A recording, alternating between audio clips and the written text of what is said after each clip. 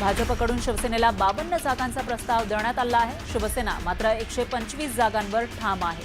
नगरसेवक असलेल्या सर्व जागांवर शिवसेनेनं दावा केलाय। भाजपकडून थेट आकडेवारीसोबत जागांची यादी समोर आलेली आहे, तर शिंदेंची ताकद असलेल्या 52 जागा सोडण्याची भाजपची तयारी असल्याची माहिती आहे। खाऊन दाखवलंय हे अभिमानानं सांगूया असं म्हणत शिवसेनेनं उद्धव ठाकरेंची व्यंगचित्राद्वारे खिल्ली उडवली।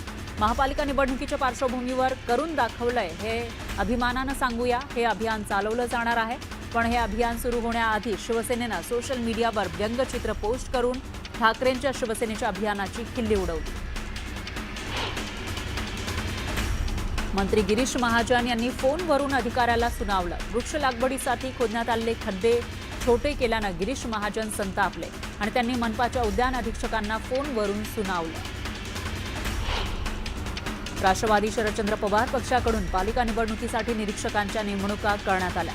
पुणे महापालिकेसाठी सुप्रिया सुळे, पिंपरी चिंचवडसाठी अमोल कोल्हे, ठाणे महापालिकेसाठी जितेंद्र आव्हाड तर सांगली महापालिकेसाठी जयंत पाटलांची निरीक्षक म्हणून नेमणूक करण्यात आली आहे। मनसे नेत्यांची शिवतीर्थवर उद्या सकाळी 11 वाजता बैठक होणार आहे। मनसे अध्यक्ष राज ठाकरेंनी बैठक बोलावलेली आहे, तर उद्धव ठाकरेंसोबतच्या युती संदर्भात यावेळी चर्चा होणार आहे। वॉर्डनिहाय मनसे किती जागांवर लढणार यावर सुद्धा चर्चा होणार आहे। राष्ट्रवादी काँग्रेस शरदचंद्र पवार पक्षाचे शहराध्यक्ष तुषार कामठेंनी अजित पवारांची भेट घेतली। पिंपरी चिंचवड महानगरपालिका दोन्ही पक्षांनी एकत्रित लढावी अशी भूमिका तुषार कामठेंनी मांडली। याबाबत तुषार कामठेंनी अजित पवारांची भेट घेतली।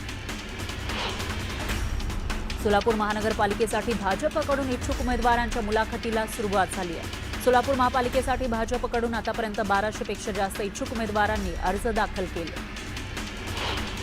संजय राऊतांनी शिवतीर्थवर जाऊन राज ठाकरेंची भेट घेतली। भेटीमध्ये मनसे शिवसेना युबीटी पक्षाच्या युतीसह जागा वाटपावर चर्चा झाली। येत्या आठवड्यामध्ये ठाकरे बंधूंच्या युतीची घोषणा होणार आहे। राज आणि उद्धव ठाकरे एकाच मंचावर येऊन युतीची घोषणा करणार आहेत अशी माहिती संजय राऊतांनी दिली। प्रफुल्ल पटेल, सुनील तटकरेंनी अमित शहांची भेट घेतली। या भेटीमध्ये पालिका निवडणुकीत दोन्ही राष्ट्रवादी एकत्र येण्याबाबत चर्चा झाल्याची माहिती आहे। शरद पवारांच्या राष्ट्रवादीसोबत अजित पवारांची राष्ट्रवादी जात असेल तर अमित शहांना काहीही हरकत नाही अशी माहिती सूत्रांनी दिली आहे। राष्ट्रवादी शरदचंद्र पवार पक्षाच्या खासदारांनी अमित शहांची भेट घेतली। निवडणुकीतील पैशांच्या गैरव्यवहाराचा मुद्दा अमित शहांकडे मांडण्यात आला। दरम्यान कारवाईबाबत केंद्रीय गृहमंत्री शहांकडून खासदार सुप्रिया सुळेंना आश्वासन देण्यात आल्याची माहिती सूत्रांनी दिली। महापालिकेच्या निवडणुकीमध्ये वंचितसोबत काँग्रेस आघाडी करणार आहे। हर्षवर्धन सपकाळ यांनी प्रकाश आंबेडकरांची काल मुंबईत भेट घेतली। यावेळी आघाडीबाबत चर्चा झाली। मुंबई वगळता महाराष्ट्रातील उर्वरित 28 महानगरपालिकेच्या निवडणुकीत काँग्रेस वंचितसोबत लढणार आहे। जळगावात महाविकास आघाडीमध्ये बिघाडी झाल्याचं पाहायला मिळालं। जागा वाटपासंदर्भातील बैठक फिसकटली आहे। सन्मानजनक जागा न मिळाल्यास स्वबळावर लढण्याची घोषणा राष्ट्रवादी शरदचंद्र पवार पक्षानं केली आहे। क्रीडा मंत्री माणिकराव कोकाटेंची अडचणी कायम आहे। सदनिका गैरव्यवहार प्रकरणी कोकाटेंवर अटकेची टांगती तलवार आहे।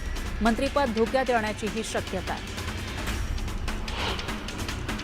पिंपरी चिंचवड शहराचे शहर प्रमुख सचिन भोसले यांनी उद्धव ठाकरेंची साथ सोडली। सचिन भोसले यांनी अजित पवारांच्या राष्ट्रवादीमध्ये पक्षप्रवेश केला।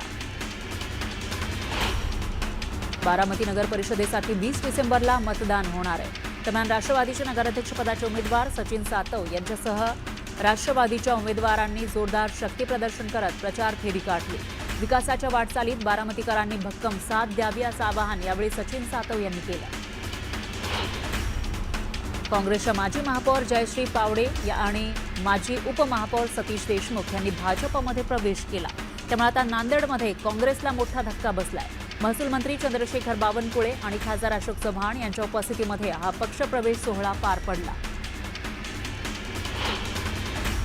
युतीसाठी शिवसेनेशी चर्चा करण्याबाबत 5 लोकांची समिती गठीत केलेली आहे। उद्या युतीबाबत चर्चा होईल, मात्र अद्याप राष्ट्रवादीशी युतीबाबत सूचना आलेल्या नाहीत अशी माहिती खासदार अशोक चव्हाण यांनी दिली। छत्रपती संभाजीनगर महानगरपालिकेमध्ये एकत्र निवडणूक लढवण्यासाठी भाजप आणि शिवसेनेची पहिली बैठक झाली। उद्या पुन्हा बैठक होणार आहे। उद्याच्या बैठकीमध्ये जागा वाटपाबाबत चर्चा होईल। बोदवड नगरपंचायत नगराध्यक्षपदाच्या निवडीमध्ये शिवसेनेच्या मीरा माळी यांची बिनविरोध निवड झाली. माजी नगराध्यक्ष आनंद पाटील यांचा कार्यकाळ संपल्यानं त्यांच्या राजीनाम्यानंतर नगराध्यक्षपदासाठी मीरा माळी यांचा एकमेव अर्ज आल्यानं त्यांची बिनविरोध निवड झाली. सांगोला तालुक्यामध्ये माजी आमदार दीपक आबा साळुंखे पाटील यांनी आगामी पंचायत समिती आणि जिल्हा परिषद निवडणुकांसाठी कार्यकर्त्यांची आढावा बैठक घेतली. यावेळी दीपक आबा साळुंखे यांनी शहाजीबापू पाटलांवर टीका करत मतदारसंघ राखीव ठेवल्याचा आरोप केला. मराठी माणसाला हद्दपार करणाऱ्या लोकांनी मराठी माणसासाठी बोलू नये अशी टीका मंत्री संजय शिरसाट यांनी संजय राऊतांवर केली. मराठी माणसाला पुन्हा मुंबईत आणण्यासाठी महायुती काम करेल असंही शिरसाट म्हणाले.